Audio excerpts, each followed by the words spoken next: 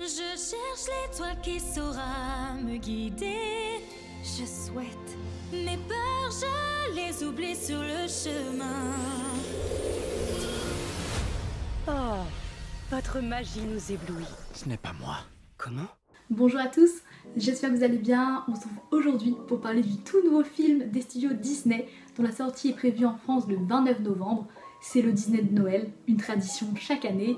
Il s'agit de Wish ou dans son titre français, Asha et la bonne étoile. Un film d'1h35 réalisé par Chris Buck, à qui on doit notamment La Reine des Neiges 1 et 2, ainsi que Fawn Vera-Suntorn, qui dirige son premier long métrage chez Disney. Hier soir, j'ai confié un vœu à une étoile. Et l'étoile a répondu.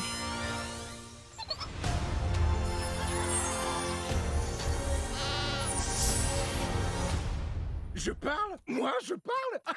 Et en plus, j'ai une voix de velours. Wish, de quoi ça parle? On y suit Asha, une jeune fille de 17 ans, à l'esprit vif et dévoué à ses proches, qui vit au royaume de Rosas. Rosas, c'est un lieu où tous les souhaits peuvent littéralement s'exaucer. Dans un moment de désespoir, la jeune femme va adresser son vœu aux étoiles qui vont lui répondre par une force cosmique, une petite boule d'énergie prénommée Star. Ce film, il est là pour célébrer les 100 ans du studio Disney, puisque l'entreprise a été fondée le 16 octobre 1923, donc il y a 100 ans par Roy et Walt Disney. Je commence par ce point-là parce qu'en fait ça définit énormément de choses dans le long métrage. Déjà, Wish traite d'une thématique commune à beaucoup de films Disney, la thématique du rêve. En effet, à Rosas, les habitants donc confient leurs vœux au roi, qui les garde avec lui. Et une fois par mois, le roi choisit l'un de ses vœux pour l'exaucer, du moment que ce vœu ne représente pas un danger pour le royaume. Autrement dit, bon nombre des vœux confiés ne sont jamais réalisés. Je précise aussi qu'une fois que les habitants ont confié leurs vœux, ils ne s'en rappellent plus. Asha, viens avec moi. Les vœux de Rosas. Waouh! Les gens me confient leurs vœux et j'exauce ceux dont je suis sûr qu'ils sont bénéfiques pour Rosas. Certains de ces vœux ne seront jamais exaucés. Pas certains. La majorité. Ils méritent mieux. C'est moi qui décide ce que chacun mérite. Au départ, Asha, qui ignore les manigances du roi, souhaite devenir son apprenti. Et après avoir découvert ce côté obscur, elle va décider de redonner les vœux aux habitants pour qu'ils retrouvent l'espoir qui leur manquait. Parce que peut-être qu'ils ne parviendront pas à accomplir eux-mêmes leurs vœux, mais ils auront au moins la force d'essayer. Et mine de rien, cette volonté d'accomplir ses rêves, c'est ce qui pousse les personnes vers le haut. De façon plus générale, il y a aussi des éléments récurrents des films Disney, la place occupée par la cité, et le temps aussi passé à explorer ces rues, que ce soit par exemple Arendelle dans La Reine des Neiges, ou bien encore Agrabah dans Aladdin. On a aussi les animaux qui parlent, éléments qu'on a notamment pu voir dans Cendrillon, ou bien encore La Princesse et la Grenouille. Mais il y a aussi des références beaucoup plus directes aux films Disney, à commencer par le format de l'image, qui est le même que celui de La Belle au Bois dormant, les costumes, à l'image de cette scène où Asha porte un manteau bleu avec un nœud rose, et qui tient une baguette à la main, pour faire référence bien évidemment à la marraine la bonne fée, ou bien encore les décors.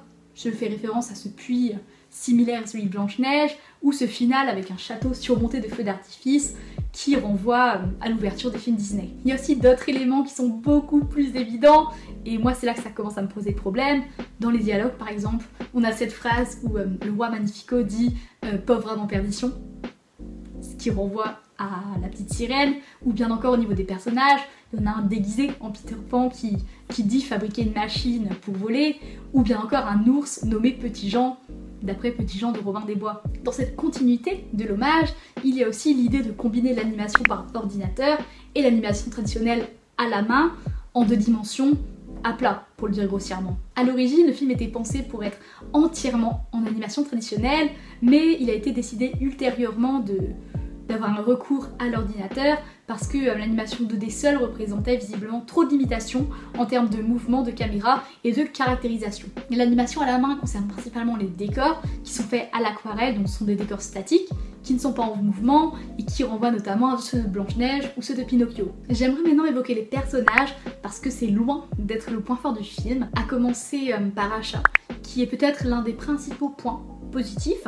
C'est une héroïne forte, un modèle d'inspiration, intelligente, intrépide, mais qui a aussi ses failles, par exemple l'appréhension qu'elle a avant son rendez-vous chez le roi, qui la rend profondément humaine. Elle peine à rassembler ses pensées, elle met du temps avant de démarrer la discussion, elle est quelque peu maladroite aussi dans ses gestes, Elle panique énormément et c'est vrai que ça en fait un personnage auquel il est très facile de s'identifier sur ce point là. En parlant du roi, moi je dois dire que j'ai adoré ce méchant qui est considéré comme une sorte de rockstar par son peuple, dans le sens où son effigie est partout, sur des fresques, sur le sol, sur des biscuits même.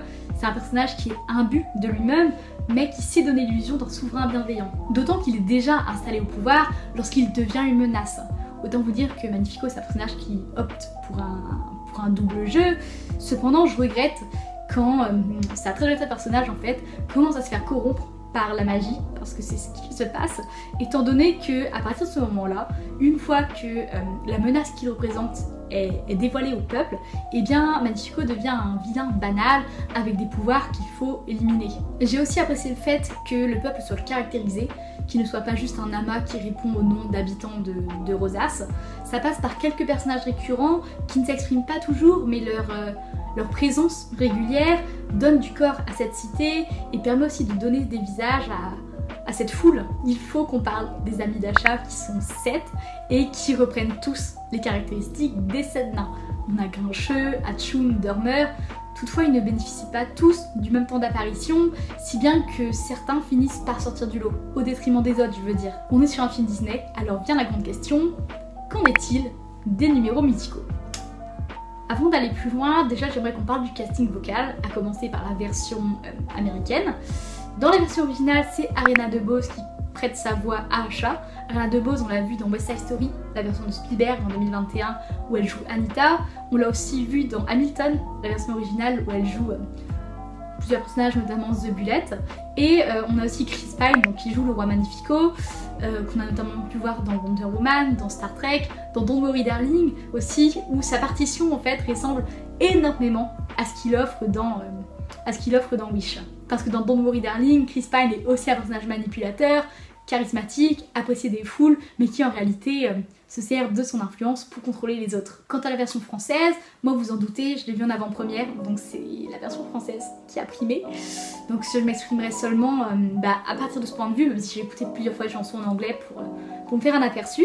En français, donc l'héroïne est interprétée par Océane de Montis, qui baigne dans l'univers Disney depuis des années.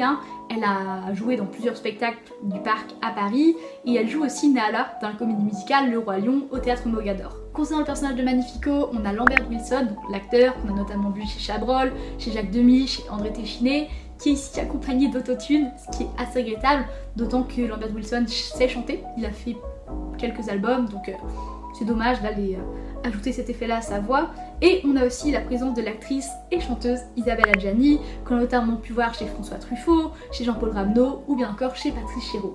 Ici elle joue la reine, donc la compagne du roi Magnifico. J'aimerais m'attarder sur deux d'entre eux qui m'ont particulièrement marqué, parce que globalement les chansons sont plutôt standards, par les chansons de Wish. Cependant moi j'aimerais revenir sur la chanson d'introduction qui commence par Asha, qui réalise une visite guidée à de futurs habitants.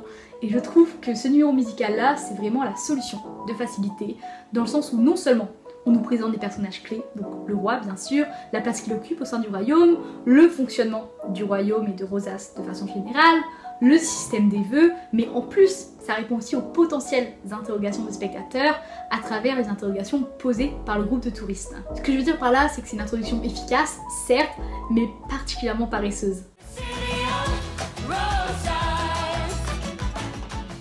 Bon, et pour finir cette vidéo, j'aimerais quand même qu'on revienne sur ma chanson préférée qui a pris un sacré coup sur les réseaux sociaux, mais moi j'ai beaucoup aimé son côté groovy. Il s'agit donc de la chanson du vilain, This is the Thanks I Get, qui donne à voir en fait tout le narcissisme du personnage, qui oralise dans ce morceau-là ses bonnes actions, les bonnes actions qu'il a faites, et il exprime aussi son regret en fait de ne pas être mieux remercié par rapport à ça. C'est une chanson rythmée, teintée d'humour aussi, qui colle bien en fait à cette personnalité de rockstar qu'on vient de nous présenter. La chanson n'est pas oppressante, comme pourrait être l'hymne d'un vilain en temps normal, parce que Magnifico lui-même ne se considère pas comme malveillant en fait, ou du moins il ne s'en rend pas compte.